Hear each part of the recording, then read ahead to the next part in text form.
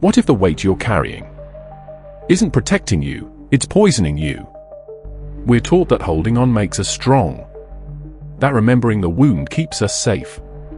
But a grudge isn't armor. It's rust. It corrodes from the inside out. A grudge is a story you keep feeding, long after the moment passed. You water it with rumination, sun it with resentment, nurture it with the belief that letting go means defeat. But here's the truth. Grudges don't preserve power.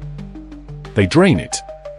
Each time you revisit the betrayal, each time you reanimate the anger, you're not protecting yourself.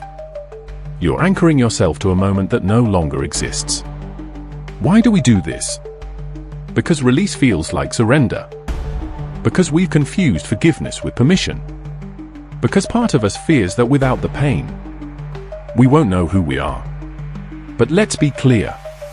Forgiveness isn't an endorsement. It's a declaration of freedom. It's saying, this moment no longer gets to write my story. You are not your pain. You are not the identity it shaped in survival. You are the one who gets to choose again. Grudges, like masks, become familiar. They offer a false sense of control. They whisper, stay guarded, stay bitter, stay justified. But beneath that voice is another, quieter, older, one that longs to return to wholeness. Michel de Montaigne once said, "He who fears he shall suffer already suffers what he fears." And isn't that what a grudge is? An endless rehearsal of suffering. Even when the stage is empty. Even when the audience has gone home.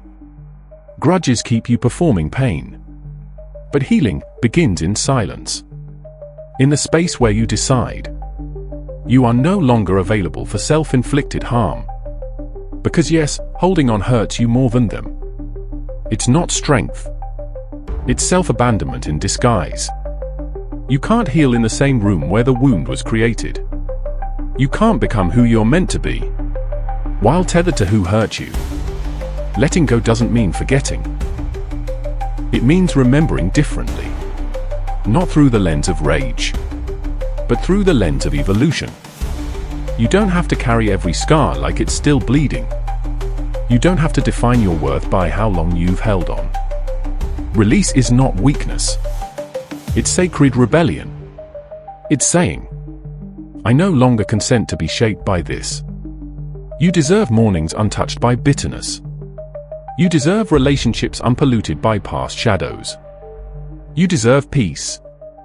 Not the kind you beg for, but the kind you reclaim. And still, your mind will ask, but what about justice? What about accountability? Yes, those things matter. But justice is not the same as vengeance. And accountability does not require your suffering. Grudges blur your clarity. Release sharpens it. It allows you to see what truly matters. Sometimes the most powerful act of healing is whispering to your past, you can't follow me here. So ask yourself, what have I gained by holding on? How much of my energy, my joy, my presence has been bartered for the illusion of control? Grudges don't protect you. They preserve the wound. But you are allowed to walk away from that story, to choose a new one, to become someone whose peace is no longer negotiable.